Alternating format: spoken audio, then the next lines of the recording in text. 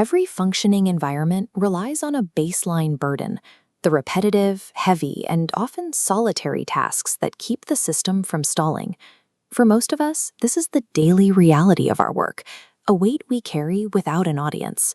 Relentless utility is exhausting. When your contribution is measured solely by the heavy lifting you do, the friction of that effort eventually drains your reserves, creating a quiet, persistent longing for relief. This fatigue creates a specific kind of emotional vulnerability. When our utility goes uncelebrated, we stop seeing the value in our own strength and start looking for an easier path, or at least one that feels less lonely. The shift usually starts when we notice a counterpart, someone in our same world who occupies a role defined by minimal physical effort and a constant stream of affection. We look at our high-effort, low-reward reality and place it directly alongside their low-effort, high-reward observation. The error occurs when we judge the entirety of our invisible, internal struggle against the highly visible, curated highlights of someone else's life. On this scale, our own existence begins to look like a failure of design. That perceived imbalance quickly turns into resentment. We stop seeing our responsibilities as necessary and start viewing our own structural strengths as a weight we no longer want to bear. At this point, the original purpose is dropped. The goal is no longer to complete the task at hand, but to occupy the space of the counterpart and consume the comfort they seem to enjoy so effortlessly. This distortion tricks us into believing our unique identity is a hindrance. We begin to see our very nature as a barrier to the happiness we think we deserve. The attempt to bridge that gap is inherently awkward. There is an immediate grinding friction when a massive, powerful presence tries to adopt the delicate posture of something much smaller. This illustrates the broken logic of mimicry. We assume that if we adopt the external behaviors of a rewarded counterpart, we will automatically receive the identical emotional reward. But the pathway is blocked because the internal variables of the two subjects are fundamentally different. Characteristics like mass, strength, and specialized capacity cannot be willed out of existence.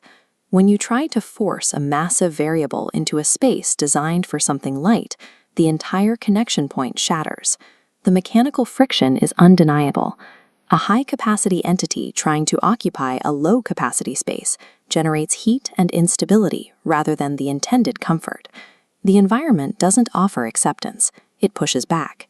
The surroundings react with resistance to a fit that feels unnatural and invasive. This act of self-diminishment backfires. Instead of attracting the affection we crave, the sheer mismatch of the situation draws negative attention, highlighting our awkwardness rather than our intent. Forcing yourself into a mold that wasn't built for you guarantees a failure of the entire system, regardless of how much you want it to work. Eventually, the desire for the reward overrides all caution. You abandon your own reality entirely and commit your full weight to a life that isn't yours. The result is an immediate collapse. When a delicate structure is subjected to an overwhelming load it was never meant to carry, it doesn't just bend, it shatters into dust.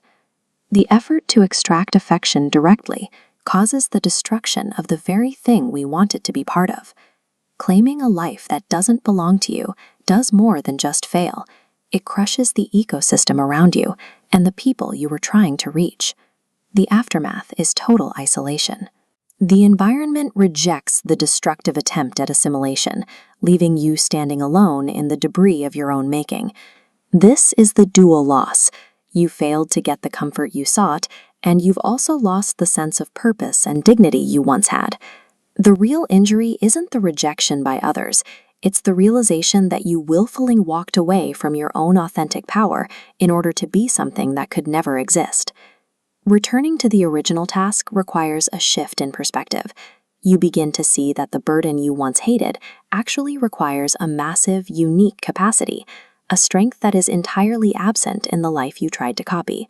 Realignment happens when you stop trying to shrink and start leaning back into your true form. The weight you carry starts to feel different when you realize it is a measurement of your ability, not a punishment for your existence. This architectural blueprint shows how a massive block is perfectly supported by heavy pillars. Your worth is tied directly to your capacity to bear weights that would crush anyone else. You are the pillar, not the pedestal. Embracing a high-effort purpose provides a level of psychological stability that generic affection never can. It is a pride rooted in what you can do, rather than how you are perceived. Your identity isn't found by crushing yourself into a mold meant for someone else. It is found by standing tall and carrying the specific, massive weight only you were built to move.